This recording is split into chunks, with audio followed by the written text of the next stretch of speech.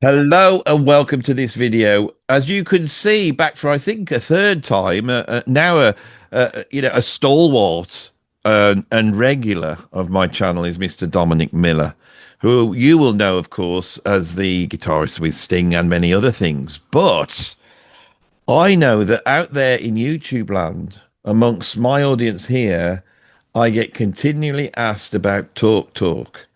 And am I going to do something on Talk Talk? Do you like Talk Talk? They say. Well, I do. And incredible band. Started off as a sort of synth pop band.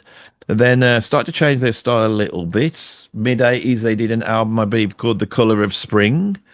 Sold 2 million copies. You know, they're superstars at this point. And rather than sort of going out and doing that again, they then did an album which wasn't well received, but is a masterpiece. Would you say, Dominic, Spirit of Eden? Oh yeah, it's a masterpiece for sure. It's all an improvised album, I think. Yeah, and then they Everything went improvised. further out with one. What was it called? Laughing Stock, and Which is actually my favorite album of theirs, Laughing Stock. that's really heavy. And Mark Hollis, who was the sort of, I think they were all incredibly talented, but Mark Hollis had a vision, and what I became very interested in was his approach to production. Now, in 1998, he brought out you could see it as the last Talk Talk album, although it wasn't Talk Talk because I think they'd all left by that point, hadn't they? Although they were using lots of musicians on the albums before. And they did an album, which is my favorite, which is called Mark Hollis, and it's a solo album. But I think it was originally intended as a Talk Talk album, but it's a solo album. And I came across this when I was playing with Robert Plant, and Robert brought it into us as an example of the vibe and the sound and the production and a certain thing he wanted. And I went out and bought this album then, and I've been obsessed by it ever since. So when it comes, Really?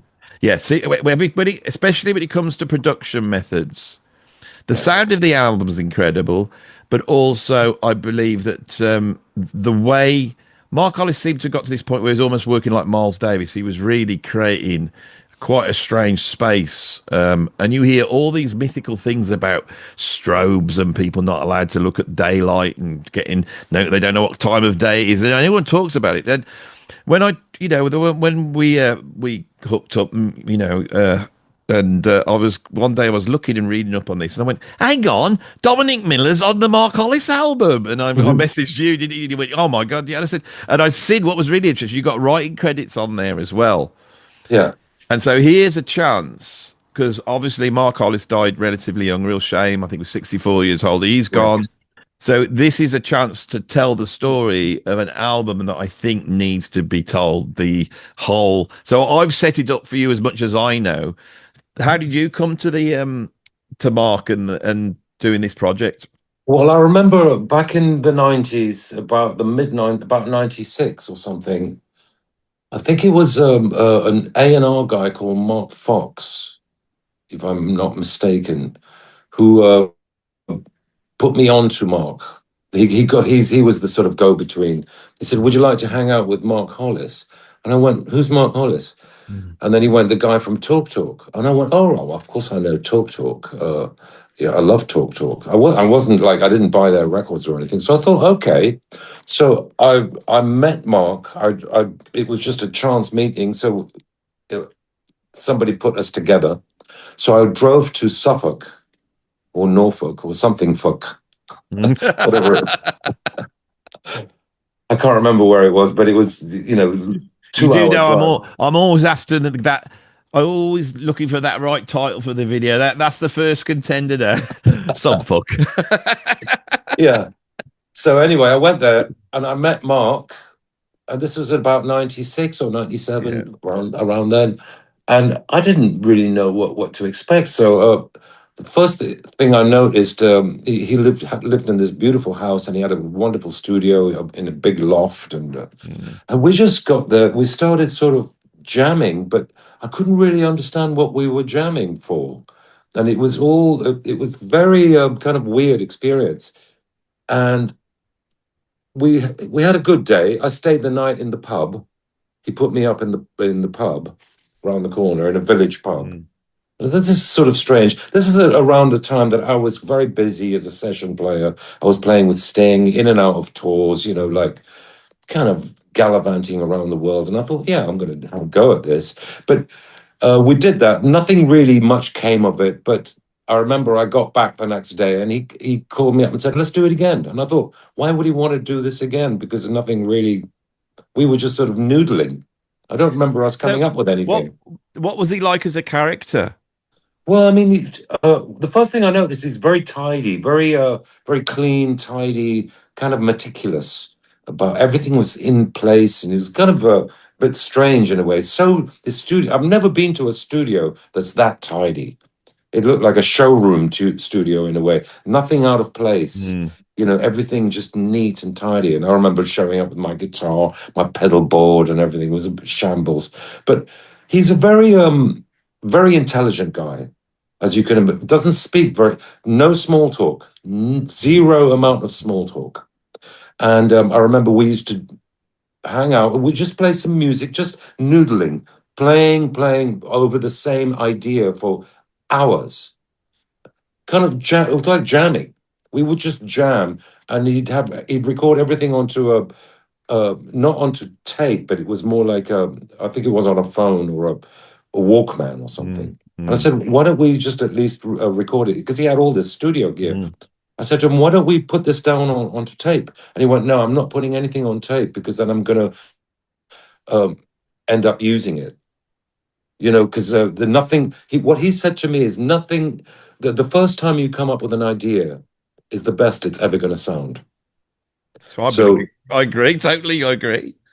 so he didn't want to chase the demo, which is a Yeah, classic. So it was better to do it on lo-fi as possible, so that we wouldn't end up using it. yeah. They're That was his. sketches, basically, aren't they? They're sketches, pencil Yeah, sketches. so we did a lot of that, and then I remember going. I did that whole thing 2 or 3 times to Suffolk, and then we did it a couple of times in Islington. He had a place in Islington, so we did it there, and then we started kind of writing a tune. We started composing this song, which ended up being called Westward Bound, which is on the album, and this took forever. It took so long to just come up with it, and it was just a guitar motif.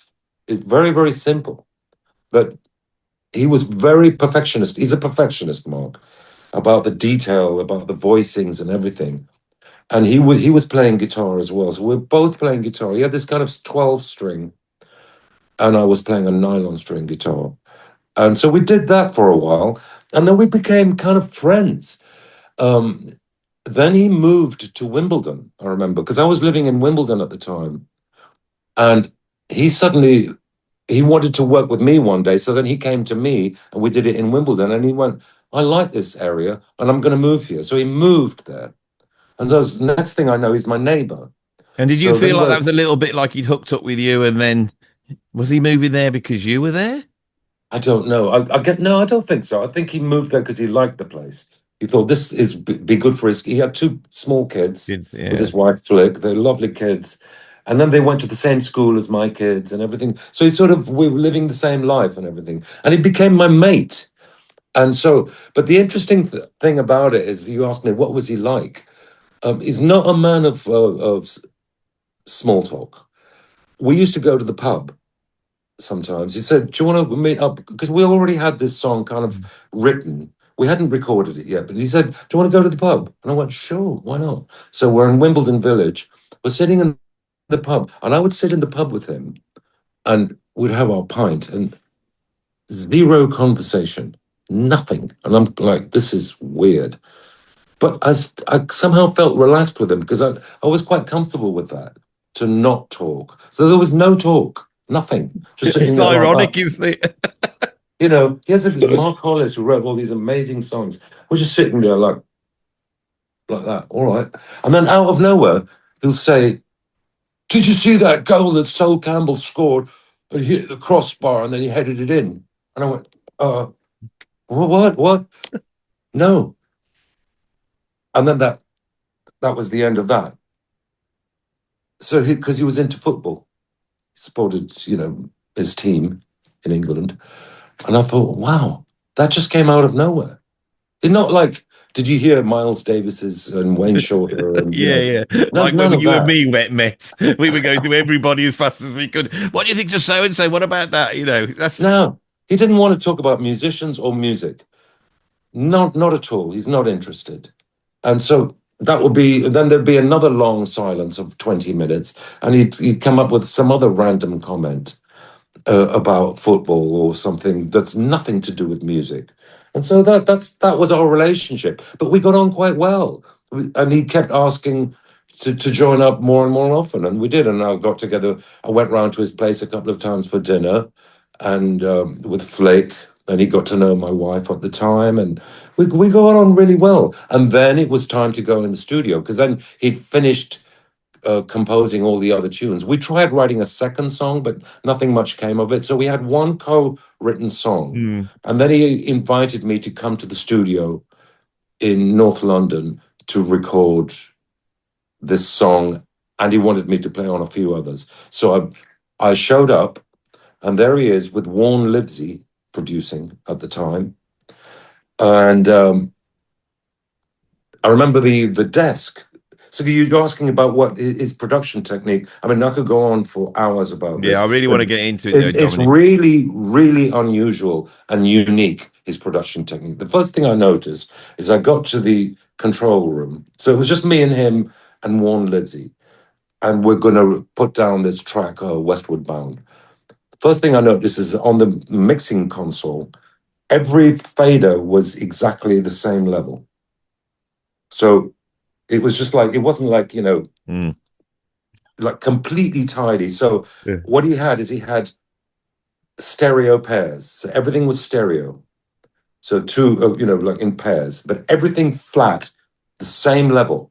And I thought that's a bit strange. And I asked him about that. He said, no, this is how I want to do it. Is I'm going to determine the level of each instrument by the proximity to the microphones. So he had two microphones in the studio, stereo mics, obviously panned hard left and right. And your level would be determined by your proximity to the mic. So playing that nylon part, so I went and played my part. Literally, the mic was almost touching my hand. It was so close because I was playing so quietly. He wanted me to play hyper quietly, and he wanted me to tune the nylon string down a minor third. So if you think about what a nylon string guitar tuned down a whole third is, major or minor third, mm, it's an astronomical yeah. distance, and the intonation can really go out as if you play the note in a certain. If you articulate a note too hard, it will play sharp. It's Yeah, yeah. physics. And also, they feel like elastic bands, don't they? The Yeah, lower you exactly. get. So I had to really just literally kind of brushing the Yeah. strings. And I remember, okay, so we're really close to the mic. I had to be very careful not to touch it with my wrist. And I put down the guitar part to And this Westward was Bound. a stereo pair mic. A stereo pair mic. I don't know what mics they were, but they were kind of like that. Yeah, cross And pair. so And so were those so did those mics they weren't moved either. not moved, but So it's so I almost like did an the take. audio photo booth, isn't it? Basically, you've got Exactly, the exactly. live room and it was just those two mics in the corner of the room, Just those. It just no in the right in the middle of the room. right in the middle. Yeah, In the middle of the room, there were the two mics, and I did a lot of takes of the same thing. And he kept saying, "Do it again, do it again," because I guess he must have. He just wanted the perfect take instead of doing a comp, which is what most people would do. He didn't want to do any comps the way that, and there was certainly no click. We weren't playing to a grid. None of that. So the tempo, it was all about which is the take with the best tempo. That we was more interested in that.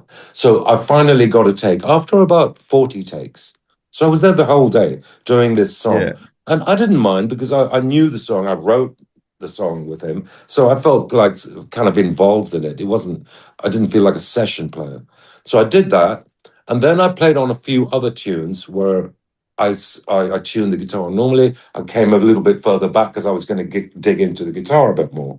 But then I found out that every instrument on that record was used with those two mics. So that was the audience, was those two mics. There weren't any overheads.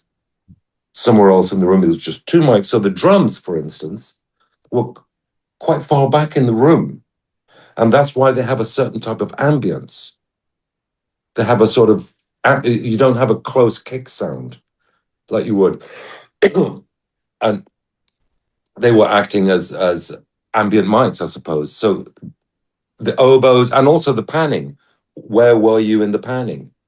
So on the desk, the desk reflected the performances of every musician who played on that album, including the vocals, the drums, the oboes, the clarinets, the upright. He had an upright piano, and I mean, I can go on.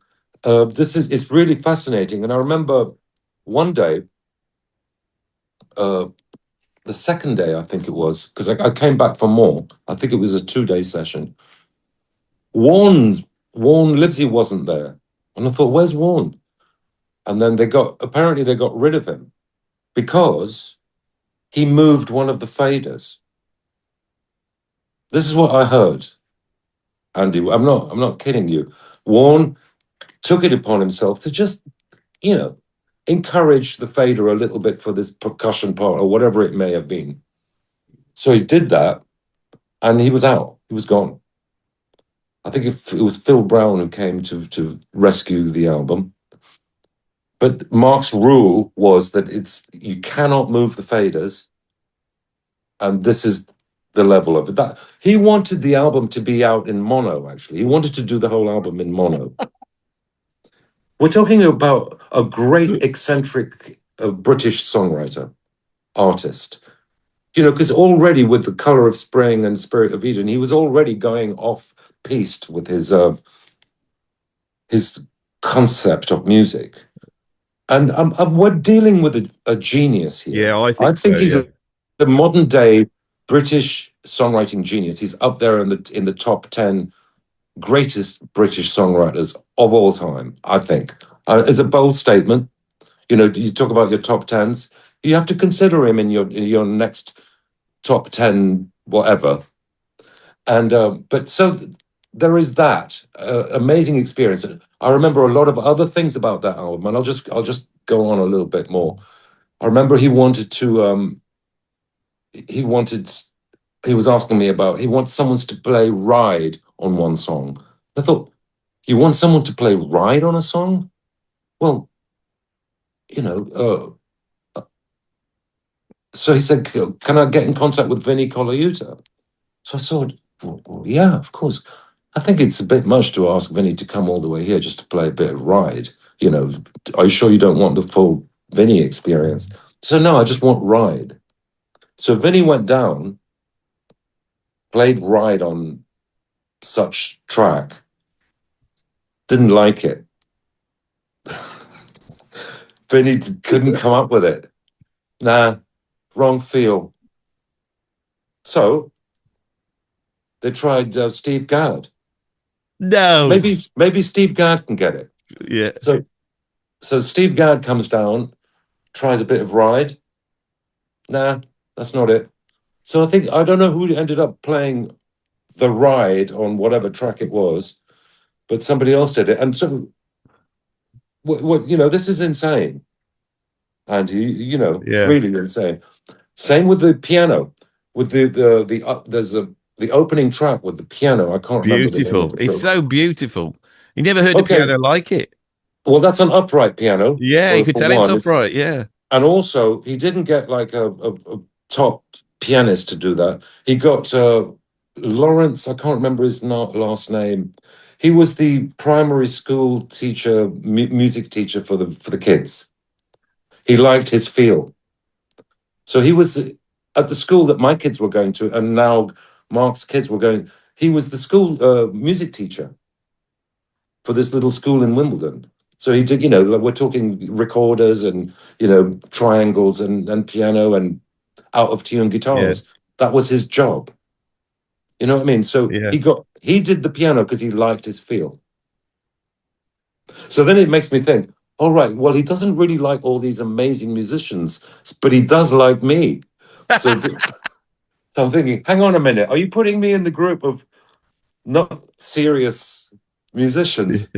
No, but I mean, you know what I mean? So I did conspiracy, Yeah, yeah, size about that. But Robbie McIntosh also played on it. So the only two guitar players are Robbie and myself, and Mark played a bit as well. yeah. I mean, I could go on and on. It's an amazing experience. I was only there for 2 or 3 days, but the whole experience of hanging out with them was a few years.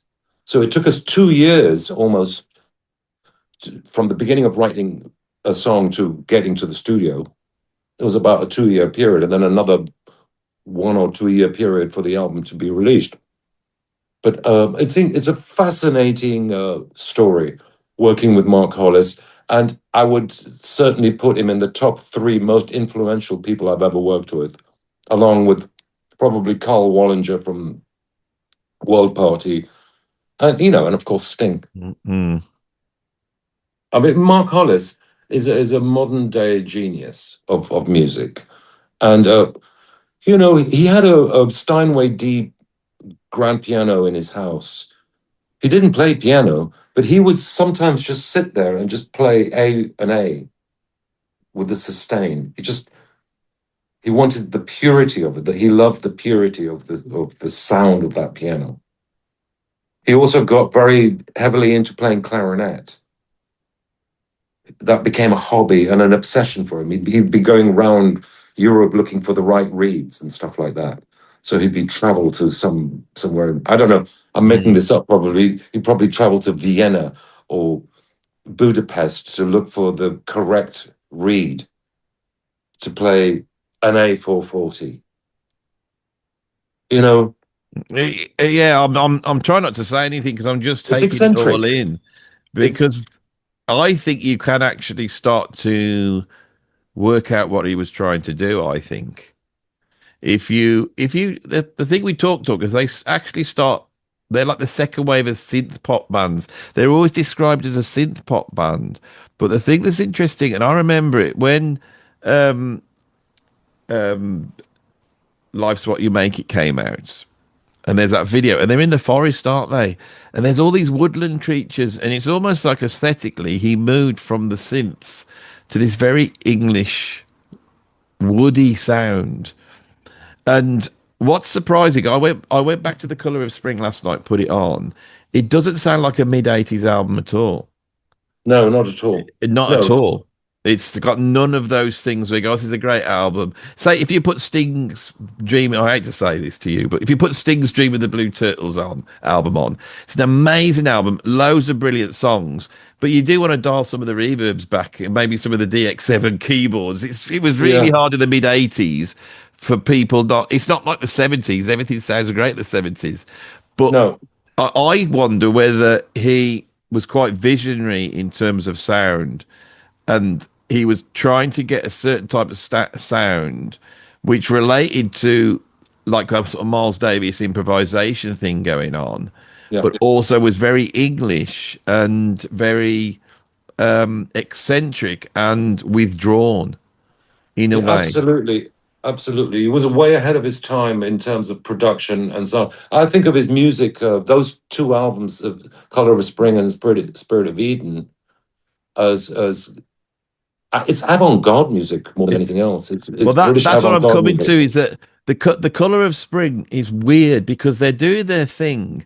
I couldn't believe when I looked it up. It sold at the time 2 million copies. Yeah. 2 million copies. Now, when you come to him, he's obviously quite a wealthy gentleman, isn't he? And he's so it's almost like that.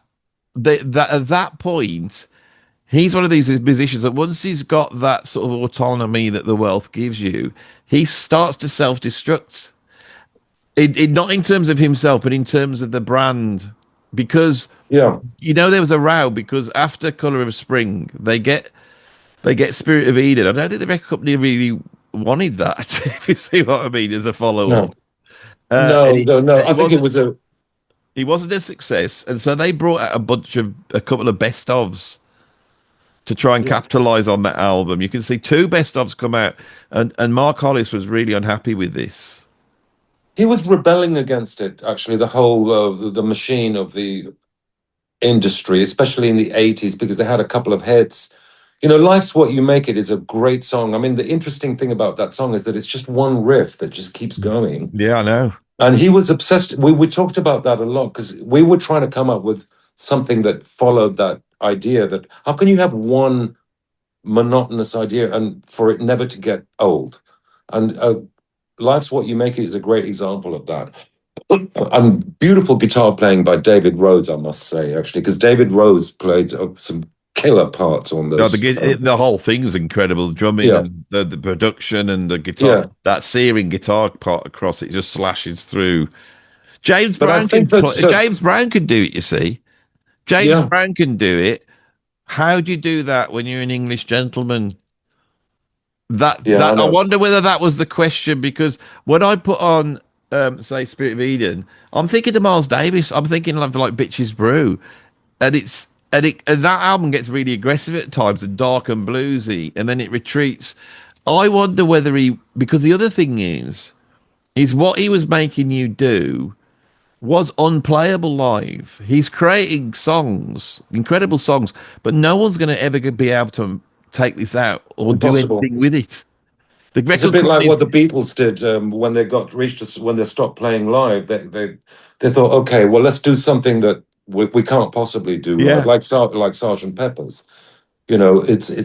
I don't know if you can put that in the same conversation, but yeah, I think with the Laughing Stock or Color of Spring, you know, all those albums, Spirit of Eden and the solo album, it's not really, you couldn't go out there and play it live because a lot of it is improvised. And a lot of it is scripted as well, for absolutely for sure. But you know, there's that combination, and it's just the vibe and the vocal takes. I remember the vocals would be the last thing he would do, and because I always found it interesting with his vocals because it's very much part of the sound of Talk and Mark Hollis is the Yeah. sound of his voice, is the timbre. Yeah. And also his diction is quite difficult to ascertain what he's saying. You know, it's hard to pick out what the words are sometimes. I suppose it is very poetic, but you know, it's an amazing part of the soundscape is the sound of his voice. You know, because you wouldn't. He's not a classic type singer, No. but it works so well with his music. I just think he's a genius, that guy. And I was very, very heartbroken when I heard that he passed away. I was in shock, actually. Same with Carl Wallinger. You know, these great British songwriters that just perished from just like It's that. like It's they're around the same age, actually. yeah, and it's like they're quite fragile, and it's not drugs and drink, was it? It was just they because he seemed to disappear. There's a couple of things that I'm going to throw into the mix, you know, with trying to analyze it, which I feel is my job, I suppose. I can remember reading a thing about Rush when they did the Moving Pictures album. There's a tune on there called Witch Hunt. And on there's a mob of people that it's like a witch hunt. And that was done using the technique which is as old as the hills, which is where you put a crosspair microphone up and then you get about four people and get them to go, "Rah, rah, rah, rah, rah," and then they stand there and then they move to the left and they overdub. And you could create a crowd seed and the stereo pair photographs that. Now, what he seems to be doing is they're almost like ghosts Mm, because the one thing you haven't mentioned is what are people working to? I mean, you say you go in and put a guitar part, and then somebody comes nothing. in. Are they playing to your guitar part or Yeah, not? there was nothing. I had no Nothing. click, no Yeah. nothing, just air.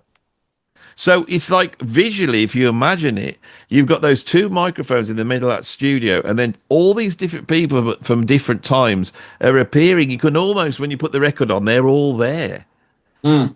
but And it's only got, you see what I'm saying? Now, spooky yeah. is a weird to use. That's why none of the faders can be touched. Yeah. But it actually really sounds like everything's in the right place, and you can really Yeah, feel like you're in the room. Especially the last album, and to a lesser extent, I think he started with that concept with Laughing Stock. You know, because just go back, rewind a little bit. When they asked me when I got the call to go and hang out with him, I didn't really know what to listen to, so I got Laughing Stock. I found a cassette. Mm, I just bought Laughing Stock in a shop somewhere. I thought, and it wasn't Spirit of Eden or Color of Spring. I thought yeah. it was their last album. I You want go to hear get the one before, see where he's at. what's Yeah. he up to now. So I listened to that, and I became obsessed with this album. And I would put that album in my top 10 of For me, all it's the time. Mark Hollis solo album, It is which is kind of, because that one's even further out. And I think yeah. the difference is when you look into the production of that album, the musicians weren't allowed to know what the time was. All the windows were black, so they didn't know it was day or night. He had special lighting going on. People would have to try and do these 40 takes into a strobe. He would, I mean, they were, a lot of the producers said it was unbelievably difficult. And Who then the did Mark, produce that album? what? Who Pardon? produced it? I don't know. He said he was very. I can't remember. I was reading who it was, and there's a quote from him. He said he goes, "It's one of the albums I'm most proud of, but it was one of the most difficult experiences." Hmm. The band's breaking up. One of them's gone already, and the whole thing's breaking up. And they really these really quite. I imagine it's almost like the end of Apocalypse Now, when Martin Sheen's going to kill Marlon Brando, and Yeah. it's all kicking off, and the lights are streaming, someone's chopping a cow in half, and it seemed to be very much that type of a production. Whether this seems to have learned from that, but it's a much more calmer experience, it seems. Yeah. Well, I mean, actually, Laughing Stock was the one that got them dropped, and in the end, I think it came out on Verve Yeah. on a different label. But yeah, I think that he really found exactly the voice that his voice as a producer and as a music maker with his solo album, and I know for sure. I remember at the time when he finished that, well, I got sent a copy of the. I remember his manager sent me Keith Aspden at the time. He sent me the tracks, but they weren't in the right order. And Mark completely freaked out, and he got really angry with Keith because he sent me the tracks not in the right order. Because to him, the order was everything. But I remember at that time, this is in 98, 98, around that time, Mark said, "I'm not doing any more music after this." And I went, what are you on about? We're going to do another album, mate. Let's Mm. continue this journey. It's a great record. That was it. He was done. And then, then of course Keith Aspen put out a couple of, the label put out a couple of best ofs. Mm. Well, just milk as much as they can out of this songwriter, because it was hard for the label. They've got a couple of big hits, Yeah. and then suddenly the guy just stopped writing hits. He just wasn't interested. Although, like you say, Color of Spring Yeah. sold 2 million copies, and There wasn't this they could probably see this as not, and it's not that they're trying to milk it. The direction they're going in is visionary. And to have an album come out like that, it sells 2 million copies. I was blown away when that album came out. I can remember at the time there was nothing like it. They look different. They look like they're in the 1990s. With the yeah, haircuts and they just looked different. Everything about it was different. But they could probably see, yeah, if you could keep going forward down that way, we're going to make so much money. But yeah, I like the idea that this is the bit I find really profound, and I hadn't thought this until you started talking, is that the fact that your guitar parts are almost like 2 or 3 years in the making. yeah, So I think there's two types of creative people. There are those where everything's a playground, and it's like they just want to get in there, and it's all, and these are the people like Frank Zappa. They just, we want, what can we do with this? Is and I'm like that. I'm like, let's just get in there and have fun and see what happens. But there's other artists, and they're almost rarer, and it's like they're pushing a big rock up a hill. It's like Sisyphus pushing that rock, and they have an idea, and Steely Dan would be another one example of this. Steely Dan aren't doing all those takes because they have an idea of what they want. It's because they don't have an idea of what they want, but yeah, they're waiting for it to be the authoritative, absolute statement. And yeah. I don't know which one's right. I don't know. Yeah. I've always found that really difficult. I mean, you're playing with Sting at the moment, and when I went to see you live, it was quite obvious that Sting saw his songs as alive, and he Mm. wanted you to he wanting them to be alive and changing. There's no, to him, I don't think there is a definitive version of these songs because they should be able to. But Mark Hollis wouldn't be like that. That it's like, don't touch the fader, don't alter the No. order. No, but also he liked to bring in musicians, like very interesting. It's very interesting the way he used his phone book. Everyone's got their phone book. You got your A-listers or your Vinnies and your Pinos Yeah. and your power players, but you've also got unusual choices. I like the way that Mark mixed people together. It's the combinations of colors that he is Mm, the way he used different musicianships and put them mm, together. I think this is part of his production uh, technique in a way. So to mixing the primary school teacher playing piano along with Robbie McIntosh, let's say, of a top British guitarist. You know what I mean? And mm. I think this is really interesting. And I think he does use that Miles Davis idea of letting people play.